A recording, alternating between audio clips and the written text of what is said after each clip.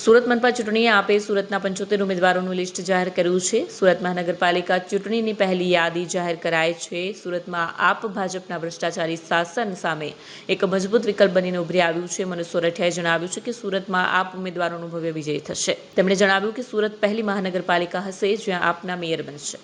આમ આદમી પાર્ટી સુરત શહેર દ્વારા આજે સુરત મહાનગરપાલિકાની સ્થાનિક સ્વરાજની ચૂંટણીને લઈ 75 ઉમેદવારો સાથેની પ્રથમ યાદી જાહેર કરી છે, જેમાં એડવોકેટ, શિક્ષક, એન્જિનિયર્સ, પત્રકાર એનાથી માંડી અને તમામ સામાજિક સંસ્થાના આગેવાનો, પટેલ સમાજ, પ્રજાપતિ સમાજ, આદિવાસી સમાજમાંથી, મહારાષ્ટ્રીયન સમાજમાંથી, બ્રાહ્મણ સમાજમાંથી, રાજસ્થાની સમાજમાંથી અલગ અલગ ક્ષેત્રના અલગ અલગ સક્ષમ, સંનિષ્ઠ અને ક્રાંતિકારી લોકોને આમ આદમી પાર્ટીએ ઉમેદવાર તરીકે પસંદ કર્યા છે।